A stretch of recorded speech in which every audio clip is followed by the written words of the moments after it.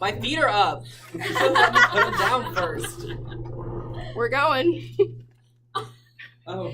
Dr. Rudolf Pinter, a well-known deaf advocate and ally, once said, "The aim of the education of the deaf should be to make him a well-rounded and balanced individual and not a pale imitation of a hearing person." Whether or not you know someone who is deaf, know their sign language, or have knowledge of the deaf community, the statistics don't lie. With 1 in every 500 babies being born deaf, your paths will most likely cross with a deaf individual in your lifetime. And this speech is your opportunity to get to know their world and understand their struggles. For many deaf individuals across the United States, deaf schools are their safe haven, their second home. But with medical officials and tax cuts bearing burden on deaf schools, they are left no choice but to close their doors. What this means for deaf children is a lack of deaf role models, a rough childhood of lip reading, and the most heart-wrenching language deprivation. So as a deaf studies and ASL interpreting major, I have spent countless hours in the deaf community and heard their stories, as well as done a wealth of research and presentations on topics similar to this because of my major. So first, I will discuss the background of the deaf community and why deaf schools are pivotal in the education of deaf people. Second, I will discuss the causes for deaf schools closing. And finally, I will discuss the effects of deaf schools closing, what that will have on deaf children and the deaf community. So first, I will start with the background in the deaf community and what deaf schools play a part in. So deaf schools provide deaf children with a bilingual, bicultural criteria, which is pivotal to their academic success. So since American Sign Language is their first language, unlike many hearing people, which English is their first language, English for deaf people is their second. So this bilingual, bicultural criteria allows them to learn using their first language as opposed to sending them to public schools in which they'll be forced to lip read and learn only by English. So being in this bilingual, bicultural criteria, not only do deaf schools offer this, it means deaf children are oftentimes bilingual. And Tori Miller, an experienced writer for Omniglot Paper, a trusted language and writing systems website, lists the many advantages of being bilingual. 1, they outperform children who only speak one language in critical thinking and problem solving, as well as improves memory, focus, and higher SAT scores in high schools. So deaf schools also bring the presence of deaf role models and somebody that deaf children can look up to, as well as deaf schools provide deaf children with 100% access to communication, going back to using their first language, which is ASL. Now that you have an understanding of the positive components the deaf schools provide for deaf children, we will now look into what exactly is causing the decline of deaf schools in the United States.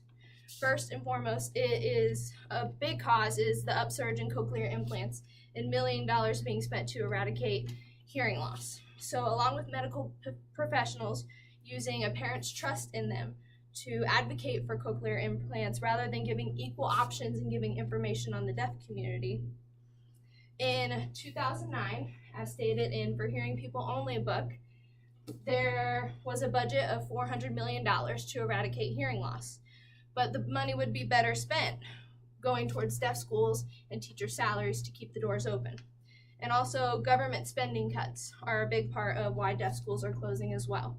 In 2014, according to the Mississippi tax records, the Mississippi School for the Deaf suffered a budget cut of $332,000. But with every classroom in the school taking at least $20,000 to even put the light alarms up in the school, this was unfair and ultimately shut the school down. So, several medical records presented by the Gillen University of Medical Science suggested the efforts eradicating hearing loss is a $5.7 billion business, when this money, again, could go towards teacher salaries and other areas of financial aid to keep the doors open for deaf children. With knowing what is causing the unfortunate closures of many deaf schools, we can now shift our focus into the effects that this is having on the deaf children and the deaf community. So, with a 14% increase in cochlear implant surgery since 2010, children's cochlear implants are being mainstreamed, sent to public schools, and leaving the remainder deaf schools to turn their attention towards Deaf Plus, which means if you are deaf and you don't have cochlear implants and you don't have any other learning abilities, you will be sent to public school instead of given the choice to go to a deaf school.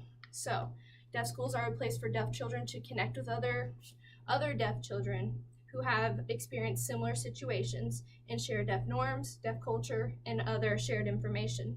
Without these deaf schools, there will be children who are not able to connect, like in public school. And also, there are no deaf role models, so there's nobody for these kids to look up to or have a conversation to about really important subjects. So, in conclusion, I first discussed the background of deaf schools and why they are crucial to the education of the deaf population. Second, I discussed some of the major causes for deaf schools having to close. And finally, I discussed the devastating effects that closing of deaf schools have not only on the children but the deaf community as a whole. So, with 1 in every 500 children being born deaf, it is crucial that we understand what is causing their schools to close and understand the severe consequences that this has not only on the children but their community. So, every child has a right to an education, and it is unfair to make a deaf child struggle through a language that is not their own and leave them without resources that will enable them to live a happy and fulfilled life. So, with this in mind, I would encourage you all to make a deaf friend, take an ASL class, because even the smallest of efforts can mean the world to one person.